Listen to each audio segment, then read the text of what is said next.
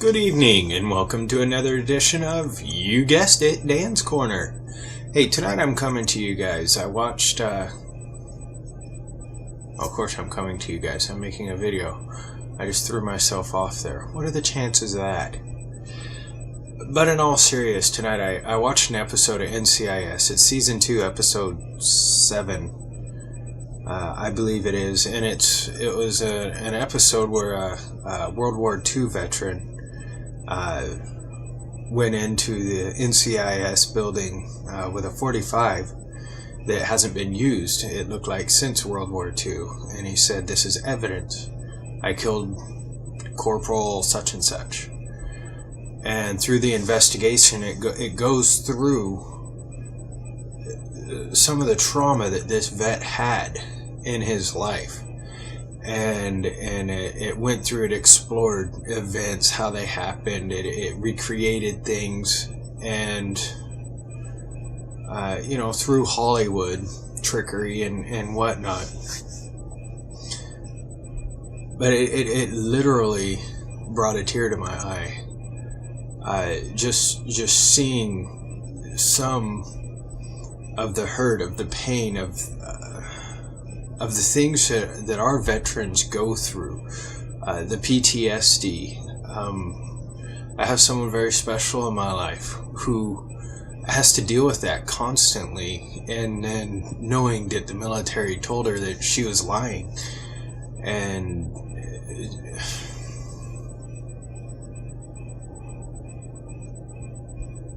I'm not a veteran.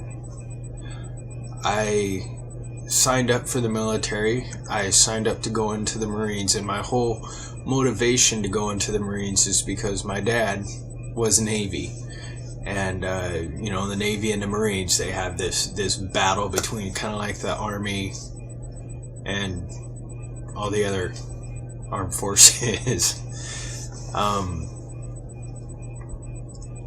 But instead of finishing high school, I screwed around, and I totally wrecked my chance of ever being in the military. I regret that decision. I regret it a lot. I would have grown up a whole lot sooner than I did. But there are many, many different reasons that I'm glad I didn't go in. The way my life is turning out and such.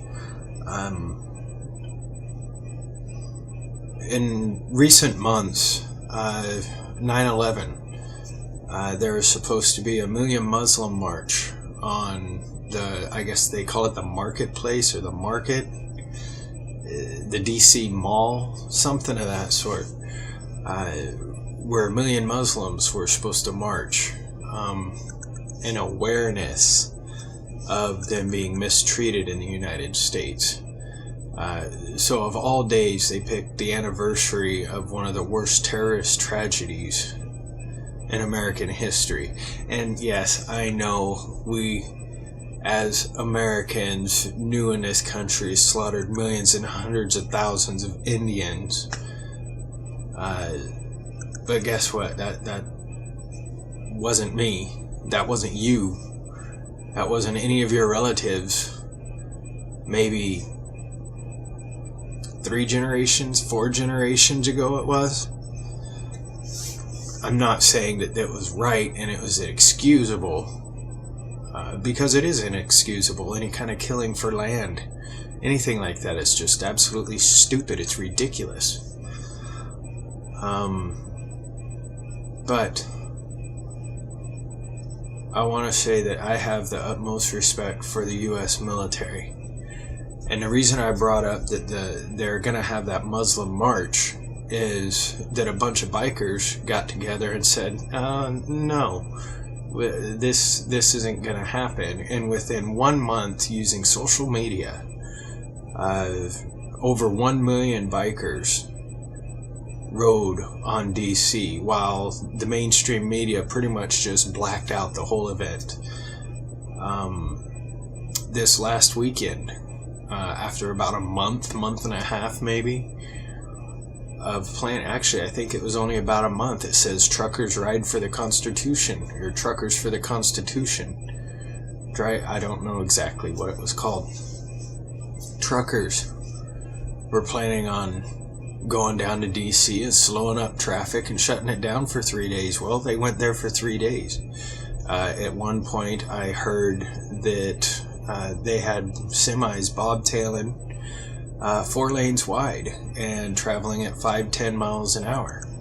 And it's to prove a point, you know. We're here with a purpose. Get back to the Constitution. What this president is doing is illegal.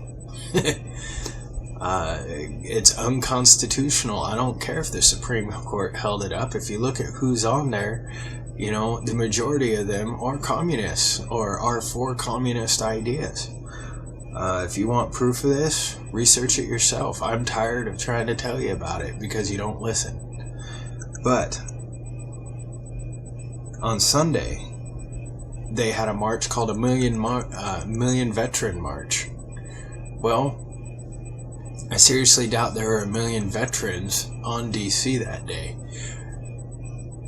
But the reason that is so big is because when this government shutdown happened, instead of shutting down government and not spending money on government things, our communist in chief decided to block World War II memorials, decided to block memorials to the ones who we lost on 9/11. He decided to block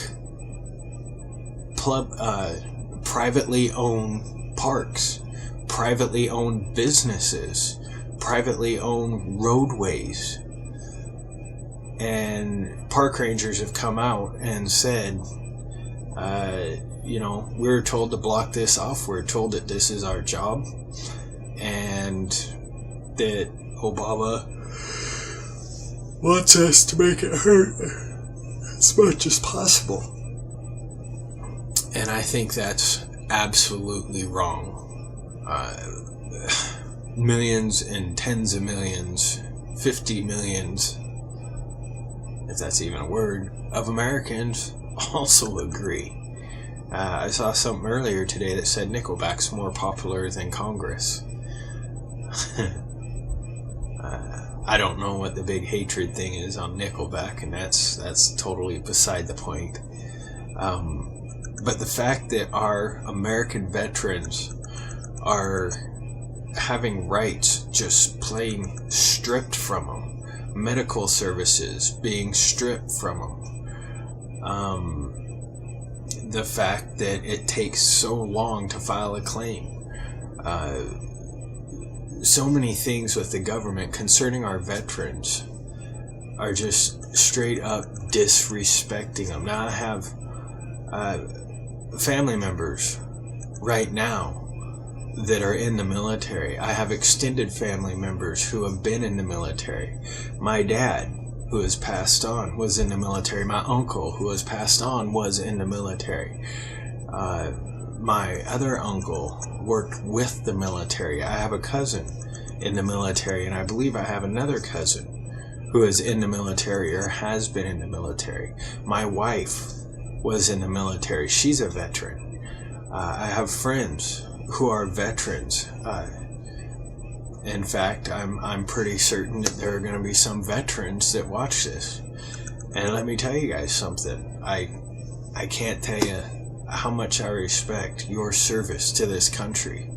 And I want to say another thing. We have Congress members who were veterans, and I respect their service to the country. That doesn't mean that I respect what they're doing now. Without you guys, we wouldn't have what we have now. We wouldn't have a media that would be free to bash on our veterans if it wasn't for the veterans, for the blood that was shed, for the soldiers who have died from the beginnings of our country until now. There are a lot of wars that we probably shouldn't have been in. There are wars that we should have acted differently in. There are wars that we should have actually fought instead of like this deceiver in chief that we have now, who is trying to kill as many soldiers as he can by not giving them what they need, by removing generals and high-ranking officials in our military who know what's going on, who knows what's needed, who is asking for armor, for equipment, for soldiers. He's getting rid of them because they believe in America. I believe when it boils down to it, that's exactly why they're being relieved. This whole the Benghazi incident. There's 2 or 3 officials who disobeyed orders who were relieved. Yeah, they disobeyed orders, but there are Americans dying that they could have helped. And the only reason they were told to stand down is because the White House had something to hide.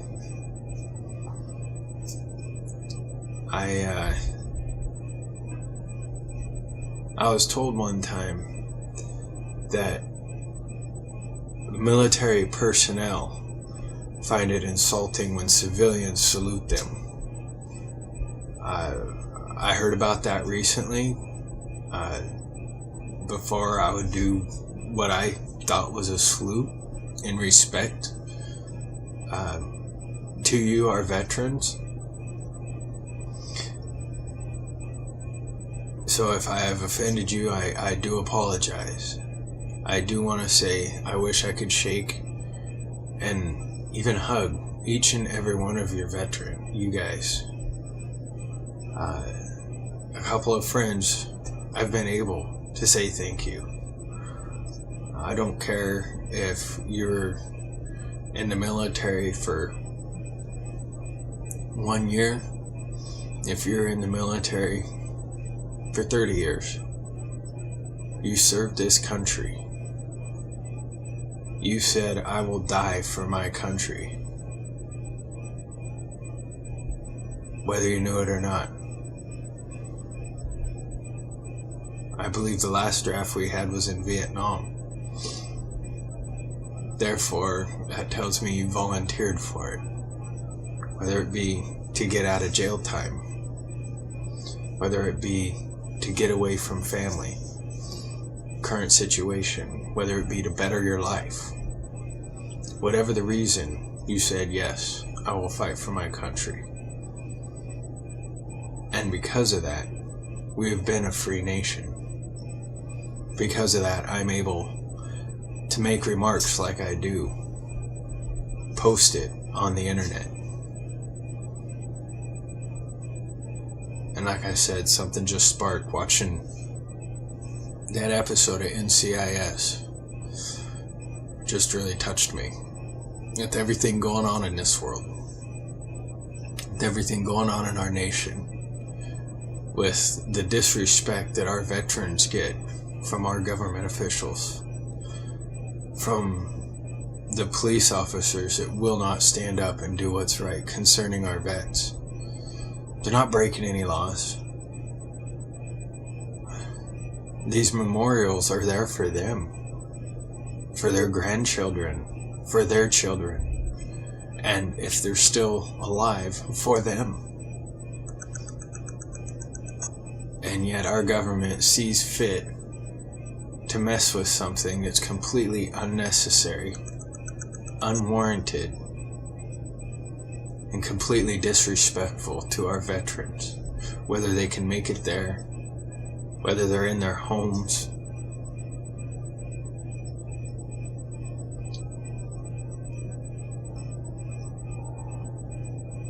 I can't thank you guys enough. So with that, God bless you. And I pray that whatever challenges that you face, whether it be PTSD, whether it be physical injuries, whether it be mental injuries, grieving for a lost battle buddy,